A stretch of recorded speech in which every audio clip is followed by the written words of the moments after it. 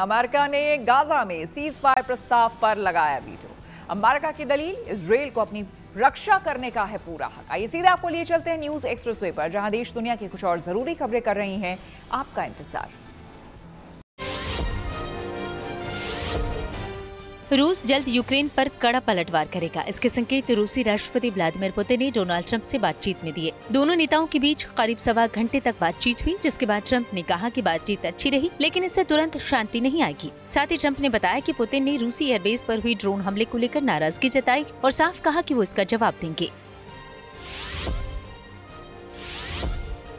बांग्लादेश के नए कानून के मुताबिक वहां बंगबंधु शेख मुजीबुर रहमान अब राष्ट्रपिता नहीं रहे। दरअसल वहां एक अध्यादेश लाया गया, जिसके मुताबिक कानून से राष्ट्रपिता बंगबंधु शेख मुजीबुर रहमान शब्द को हटा दिया गया। इसके साथ ही 1971 के बांग्लादेश के स्वतंत्रता सेनानी और संग्राम की परिभाषा को भी बदल दिया। बांग्लादेश की आजादी की लड़ाई में जो लोग सांसद या प्रोविंशियल असेंबली के सदस्य थे, अब उन्हें फ्रीडम फाइटर या वीर मुक्ति योद्धा नहीं कहा जाएगा। इस तरह शेख मुजीबुर रहमान भी अब बांग्लादेश में फ्रीडम फाइटर नहीं रहे, क्योंकि वो उस समय सदन के चुने हुए नेता थे। वीर मुक्ति योद्धा यानी स्वतंत्रता सेनानियों के साथ 3 नई कैटेगरी जोड़ी गई है।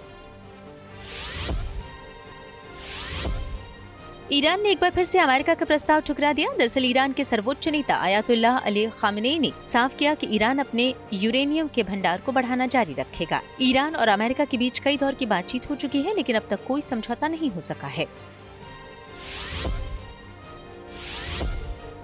अब ईरान और अफगानिस्तान समेत 12 देशों के नागरिक अमेरिका नहीं जा सकेंगे। दरअसल अमेरिकी राष्ट्रपति डोनाल्ड ट्रंप ने वीजा को लेकर बड़ा फैसला लिया। उन्होंने नए यात्रा प्रतिबंध पर हस्ताक्षर कर दिए। इसमें ट्रंप ने राष्ट्रीय सुरक्षा को वजह बताया। अमेरिका ने जिन देशों के नागरिकों पर यात्रा प्रतिबंध लगाया है, उनमें म्यांमार, चाड, कांगो गणराज्य, Equatorial Guinea, Eritrea, Haiti, Libya, Somalia, Sudan और यमन भी शामिल हैं। थाईलैंड में एक हाथी किराना की दुकान में घुस गया। इसका वीडियो भी सामने आया, जिसमें वो स्टोर के अंदर तोड़फोड़ करता दिखाई दिया। बताया गया कि यहाँ पास में ही खाओ याई नेशनल पार्क है, लिहाजा ये हाथी भी भोजन की तलाश में भटकता हुआ गांव तक आ गया और फिर एक स्टोर में घुस गया और कुछ चीजें खा ली। इसके बाद वन विभाग की टीम उसे वापस जंगल ले गई।